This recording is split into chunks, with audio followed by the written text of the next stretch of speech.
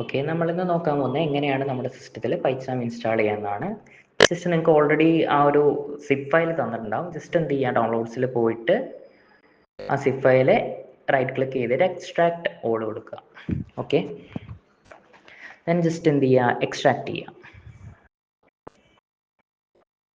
Then ഈ പൈച്ചാം എന്ന് പറഞ്ഞ ആ സിപ്പ് ഫയൽ, എക്സ്ട്രാക്ട് ചെയ്ത സിപ്പ് ഫയൽ ഓപ്പൺ ചെയ്യുക. അതിൽ സെറ്റപ്പ് ഓപ്പൺ ചെയ്യുക. അതിൽ സോഫ്റ്റ്വെയർ കാണുന്നുണ്ടാവും. ജസ്റ്റ് എന്ത് ചെയ്യുക, ക്ലിക്ക് ചെയ്യുക.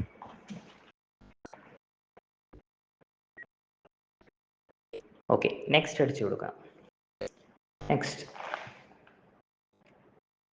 ഓക്കെ, 64-ബിറ്റ് ലോഞ്ചർ എന്നുള്ളത് ടാപ്പ് ചെയ്യുക. നെക്സ്റ്റ് കൊടുക്കുക, ഇൻസ്റ്റാൾ കൊടുക്കുക. ഓക്കെ, കുറച്ച് നേരം വെയിറ്റ് ചെയ്യുക.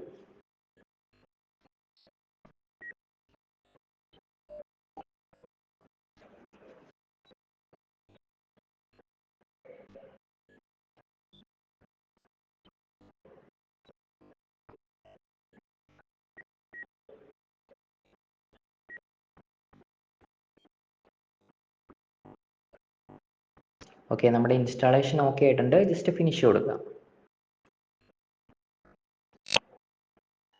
സോ നമ്മുടെ സോഫ്റ്റ്വെയർ ഇൻസ്റ്റാൾ ചെയ്തിട്ടുണ്ട്. ഇനി നമുക്ക് ഇതിന് ആവശ്യമായിട്ടുള്ള ലൈസൻസ് സെർവറും കൂടെ ഇൻസ്റ്റാൾ ചെയ്യാനുണ്ട്. ഓക്കെ, അതിന് ജസ്റ്റ് നിങ്ങൾ ഓപ്പൺ ചെയ്ത ആ സിപ്പ് ഫയൽ വീണ്ടും കൂടെ ഒന്ന് ഓപ്പൺ ചെയ്യുക. എക്സ്ട്രാക്ട് ചെയ്ത സിപ്പ് ഫയൽ ഒന്നും കൂടെ ഓപ്പൺ ചെയ്യാം. അതിൽ സെറ്റപ്പിൻ്റെ തൊട്ട് മേലുള്ള ആ ക്രാക്കിലൊന്ന് ടാപ്പ് ചെയ്യാം. അതിൽ 64-ബിറ്റ് എന്നുള്ള ആ ഒരു ഇത് ഓപ്പൺ ചെയ്യാം. ജസ്റ്റ് DVT എന്ന് പറഞ്ഞ ഫയൽ എന്ത് ചെയ്യുക, ജസ്റ്റ് ഓപ്പൺ ചെയ്തിടുക. ഒരു ടെർമിനൽ പോലെ ഒരു ബ്ലാക്ക് ബോക്സ് ഓപ്പൺ ആയിട്ട് വരും. ഇതാണ് നമ്മുടെ ലൈസൻസ് സെർവർ. ഒന്ന് മിനിമൈസ് ചെയ്തിടുക. ഓക്കെ, ദെൻ നമ്മുടെ സോഫ്റ്റ്വെയർ ഒന്ന് പൈച്ചാം ഒന്ന് ഓപ്പൺ ചെയ്യുക.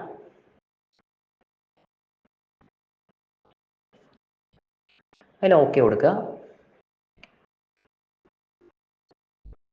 ഈ വിൻഡോ കാണുന്ന മൂന്നാമത്തെ റേഡിയോ ബട്ടൺ, ആ ലൈസൻസ് സെർവർ എന്നുള്ളതൊന്ന് ടാപ്പ് ചെയ്തിടുക. അതിൽ DVTയിൽ വന്നിട്ട് നമ്മൾ മിനിമൈസ് ചെയ്ത DVTയിൽ വന്നിട്ട് ആ HTTP എന്നുള്ള ആ ഒരു ലിങ്ക് ഒന്ന് കോപ്പി ചെയ്യുക. നമ്മൾ എപ്പോൾ പൈച്ചാം ഓപ്പൺ ചെയ്യുകയാണെങ്കിലും ഫസ്റ്റ് ഈ DVT ഒന്ന് റൺ ചെയ്തിടണം. ജസ്റ്റ് നിങ്ങൾ വിൻഡോ കീ പ്രസ് ചെയ്തിട്ട് DVT എന്ന് സെർച്ച് ചെയ്താൽ മതിയാവും, കിട്ടുന്നുണ്ടാവും. അല്ലെങ്കിൽ ജസ്റ്റ് ആ ഫോൾഡറിൽ പോയി എടുത്താൽ മതി. ഓക്കെ, എന്നിട്ട് ആക്ടിവേറ്റ് കൊടുക്കുക. അപ്പോൾ നമ്മുടെ സോഫ്റ്റ്വെയർ ഓപ്പൺ ചെയ്ത് വരും. ഓക്കെ, അപ്പോൾ നമ്മുടെ ഇൻസ്റ്റാളേഷൻ ഏകദേശം ഓക്കെ ആയിട്ടുണ്ട്.